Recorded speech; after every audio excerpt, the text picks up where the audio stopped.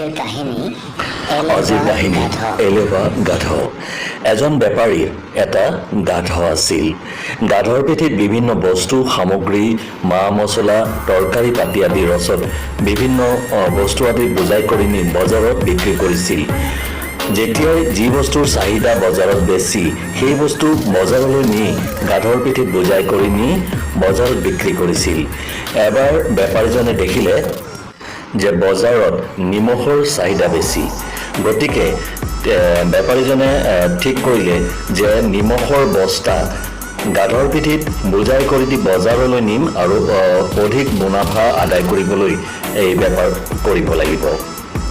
এইখিনিতে বেপাৰীজনে এটা কথা ভাবিলে যে বজাৰলৈ যাওঁতে গাঁৱৰ মাজত যি জুৰি এটা আছে, এই জুৰি পাৰ হৈ পেলাই দলং এখন আছে, এই দলঙৰ ওপৰেদি জুৰি পাৰ হৈ যাব লাগে।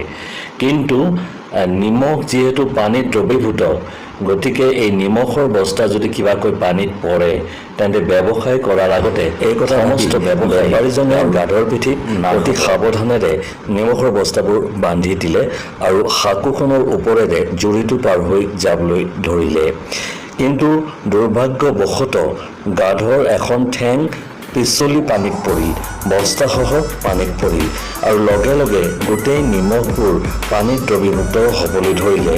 যদিওবা বেপাৰীজনে তৎক্ষণাৎ নিমখৰ বস্তাবোৰ পানীৰ পৰা উঠাই আনিলে, তথাপি তেওঁ দেখিলে যে সেই নিমখেদি আৰু ব্যৱসায় কৰিবলৈ অপাৰগ। তথাপি কিন্তু বেপাৰীজন নিৰাশ নহ'ল।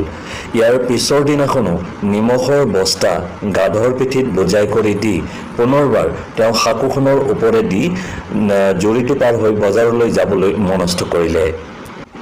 ইপিনে গাধটোৱে এটা কথা মন কৰিলে যে পানীত যেতিয়া পৰাৰ লগে লগে পিঠিৰ ওজন কিন্তু যথেষ্ট নোহোৱা হৈ গ'ল, হ্ৰাস পালে আৰু আৰাম পালে গাধটোৱে।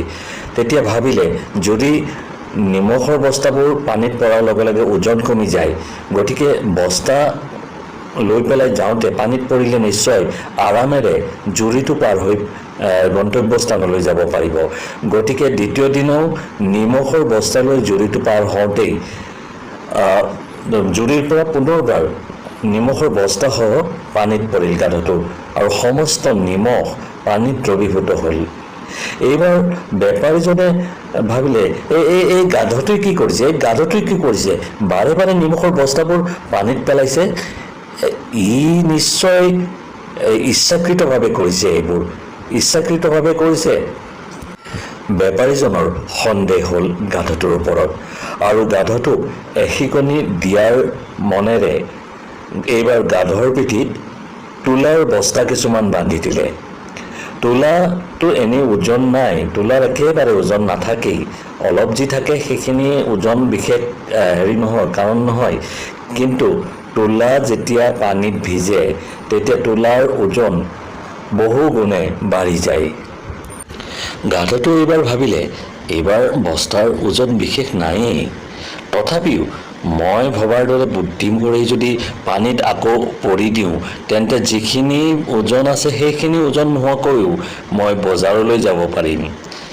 এই বুদ্ধি পাঙি পুনৰবাৰ সাঁকোখন পাৰ হওঁতেই গাধটো আৰু এবাৰ পানীত পৰিল আৰু পানীত পৰাৰ লগে লগেই সমস্ত তোলা ভিজি গ'ল আৰু বস্তাসহ গাধটো পানীত বজি থাকিল।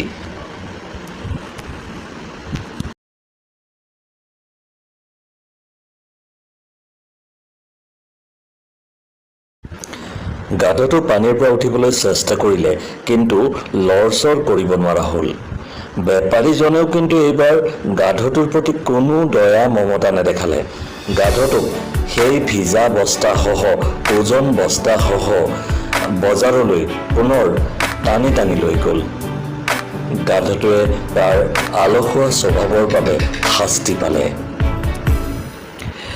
এই কাহিনীটোৰ পৰা আমি এটা শিক্ষা ল'ব পাৰোঁ যে আমি আমাৰ কামবোৰ কৰোঁতে আলস্য ভাৱ এৰিব লাগিব। আলস্য ভাৱ লৈ কোনেও কেতিয়াও জীৱনত ছাকচেছ হ'ব নোৱাৰে।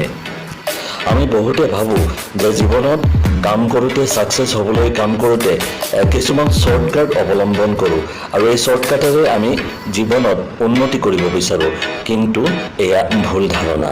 কাৰণ শ্বৰ্টকাট অৱলম্বন কৰিও কোনেও কেতিয়াও ছাকচেছ হ'ব নোৱাৰে।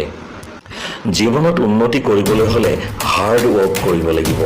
হাৰ্ড ৱৰ্ক অবিহনে জীৱনত ছাকচেছ হোৱাটো এক অমূলক ধাৰণা। তদুপৰি কামৰ ক্ষেত্ৰত যদি আমি আলস্য ভাৱ দেখুৱাওঁ, আলস্য ভাৱ নেৰোঁ, তেন্তে কাহিনীটোত থকা গাধটোৰ দৰে আমিও কেতিয়াবা আমাৰ ওপৰৱালাৰ পৰা, আমাৰ বছৰ পৰা আলস্য ভাৱৰ বাবে কামৰ ক্ষেত্ৰত ফাঁকি দিয়াৰ কাৰণে গাধটোৰ দৰে শাস্তিৰ সন্মুখীন হ'বলৈ প্ৰস্তুত থাকিব লাগিব। কাহিনীটো শুনি যদি আপোনালোকৰ ভাল লাগিছে, তেন্তে মোৰ এই চেনেলটো ষ্টৰি টাইম বাই উৎপল, এই চেনেলটো ছাবস্ক্ৰাইব কৰিব আৰু পৰৱৰ্তী কাহিনীৰ বাবে অপেক্ষা কৰিব। ধন্যবাদ।